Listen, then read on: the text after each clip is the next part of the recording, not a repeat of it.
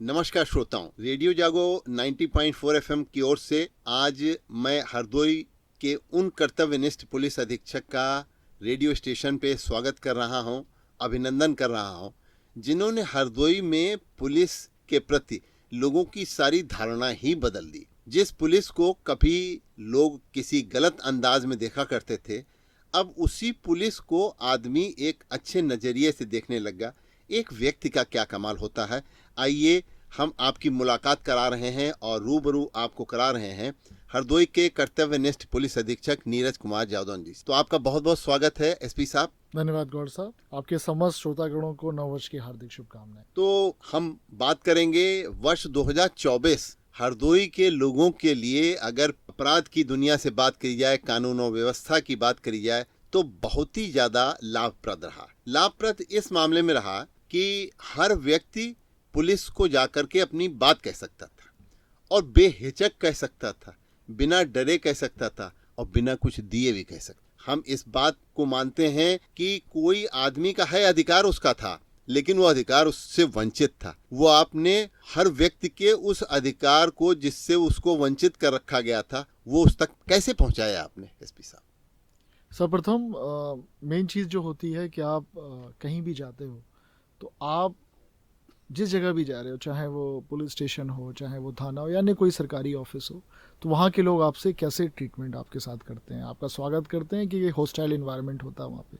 सबसे इम्पॉर्टेंट यही होता है कि इन्वायरमेंट अच्छा हो, जिससे कि आम आदमी आराम से थाने पे जा सके बिना किसी भय के। और फिर दूसरी चीज़ होती है कि उसने अगर कोई एप्लीकेशन दी है तो उस एप्लीकेशन का रिसीविंग वो बहुत इंपॉर्टेंट होता है।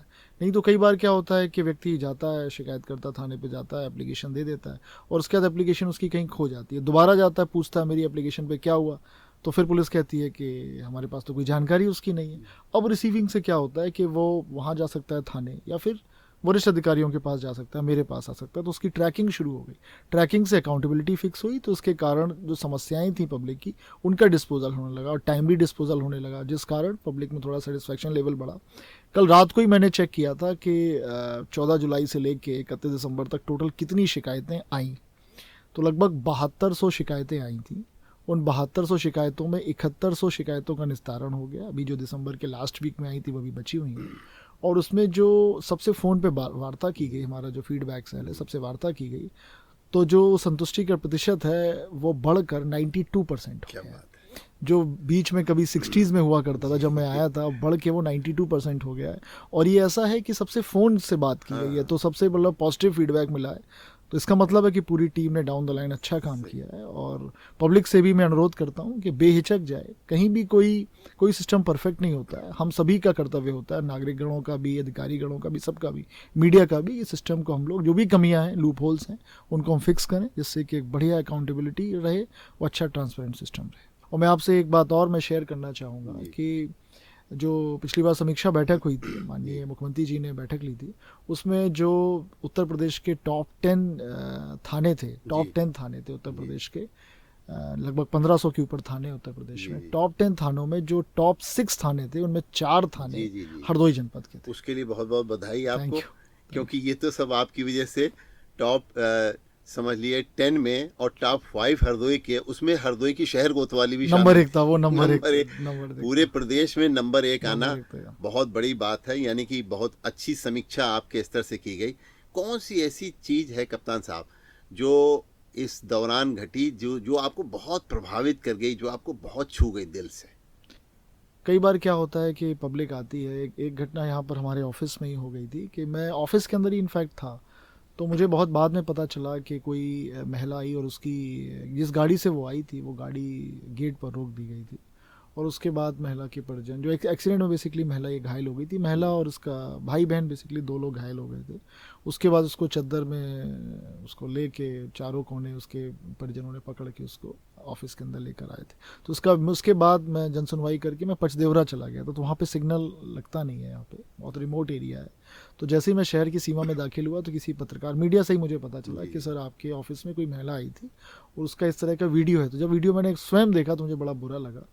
उसके बाद मैंने इंश्योर कराया कि इस तरह का दोबारा से कोई घटना हमारे पुलिस ऑफिस में रिपीट ना हो। पुलिस ऑफिस नहीं, किसी भी थाने पर भी रिपीट ना हो। कोई भी आए, कोई भी शिकायत करता हो तो हम पूरी संवेदनशीलता दिखाएं और प्रॉपर तरीके से अरेंजमेंट करें और सबकी सुनवाई करें। हम लोग सुनवाई करना एक चीज़ है, डिस्पोजल तो मेरिट पे ही होगा, लेकिन सुनवाई तो हम सबकी कर सकते हैं। तो वो काफ़ी छूने वाली बात है, क्योंकि इस तरह की चीज़ें कई बार देखा है होते हुए, मतलब ये पहली घटना नहीं थी, लेकिन बात वही है कि हम इतना इंश्योर कर सकते हैं कि दोबारा इस तरह की कोई घटना ना हो। तो आप लोगों की संवेदनाओं को इतना ध्यान रखते हैं, ये बात आपकी जो है ये बहुत चर्चित हुई कि एक पुलिस जो दूसरे को थाने में बुला करके सिर्फ मुर्गा बनाने और माफ़ी मांगने का काम करती है, उसी के पुलिस कप्तान ने एक छोटी सी इस संवेदनाओं से जुड़ी हुई बात को लेकर के आपने जिस तरीके से मतलब उस पर दुख व्यक्त किया और लोगों से ये भी कहा कि ऐसी परिणति दोबारा न हो, हम पूरा प्रयास करेंगे, तो ये बात लोगों को बहुत पास से छू गई। क्योंकि आज संवेदनाओं की बात जब पुलिस से करी जाती है तो नहीं करी जाती, लेकिन एकदम से हरदोई में संवेदनाओं की बात होने लगी। पूरी पुलिस अपने उस आका को देखती है, कप्तान को देखती है कि उसका व्यवहार कैसा है, और वैसे ही बनने का फिर उसको प्रयास करना पड़ता है। यानी कि ये कि अब बात ऊपर से अगर करी जाए तो ऊपर से अगर सुधार होता है तो नीचे सुधार आने की काफ़ी कुछ गुंजाइशें बनती हैं, ऐसा लगता है हमको। नहीं, बिल्कुल। आइए, नव वर्ष की आपको शुभकामनाएं बहुत बहुत, आपकी पूरी पुलिस की टीम को बहुत बहुत शुभकामनाएं कि 24 में जिस समर्पण से आपने और आपकी टीम ने काम किया, उसकी वजह से ये एक नया सवेरा 2025 का हम सभी लोगों को देखने को मिल रहा है। तो आइए बात करते हैं जब 25 की, तो आपने कुछ प्राथमिकताएं अपनी निर्धारित की होंगी, कुछ आपके रिजोल्यूशंस होंगे, वो कुछ संकल्प होंगे जनता के प्रति, आपके तो हमेशा संकल्प रहते हैं, तो वो कौन से नए साल में नए संकल्प हैं? एक सिंपल जो मैंने अभी रिव्यू किया था, जो शिकायतें हमारे पास आ रही हैं, तो इन शिकायतों में अचानक से क्या, जो पुलिस संबंधी शिकायतें वो काफ़ी हद तक हम लोगों ने सॉल्व कर दी हैं, वो उसका एक सिस्टम बन गया है। अब जो शिकायतें आ रही हैं वो अधिकांश भूमि विवाद संबंधी शिकायतें आ रही हैं, नालियों की शिकायत आ रही है, मेड़ की शिकायत आ रही है। तो अब इन शिकायतों को हम लोग टॉप प्रायोरिटी पे देखेंगे और राजस्व विभाग से बात करके इनका टाइमली डिस्पोजल कराने का हम लोग का एक कार्य योजना है। अभी 2-3 दिन पहले की बात है, 4 दिन इनफैक्ट हो गए, अतरौली में एक गाँव में एक नाली थी, नाली को रोक रहा था एक पक्ष सीमेंट द्वारा, फिर दोनों में मारपीट हुई, लगभग 18 लोग घायल हो गए और एक नाली का विवाद था। तो यहाँ पे नाली के विवाद में जब से आया हूँ पिछले 5.5 महीने से मैं देख रहा हूँ कि नाली के विवाद से 4-5 बड़ी घटनाएं हुई हैं। बरसात के समय 2-3 घटनाएं हुई थी, तो उसमें भी कई लोग घायल हुए थे, फॉर्चुनेटली किसी की जान नहीं गई है। तो ये मेड़, नाली और 2-3 कई शिकायतें तो मेरे पास महिलाएं लेकर आई कि वो गोबर डालते हैं तो कोई गोबर उठा के ले जाता है। कई महिलाएं शिकायत आई कि उनके घूरे को लेके शिकायत है, और यूकेलिप्टस पेड़ को लेके तो हर दिन 2-3 शिकायतें आती हैं कि हमारे मेड़ पे पेड़ काट लिए। तो अब ये प्राथमिकता रहेगी कि ये जो छोटी छोटी शिकायतें इनका डिस्पोजल कराना, जिससे कि किसी बड़ी घटना की तरफ ये ना जाए। तो पहली प्राथमिकता तो ये है। दूसरी प्राथमिकता जो हम लोगों ने पिंक शिकायत पेटिकाएँ लगाई हैं, ये सभी स्कूल्स में लग गई हैं, जो कक्षा 5 के ऊपर के सीनियर स्कूल्स हैं उन स्कूल्स में लगी हैं।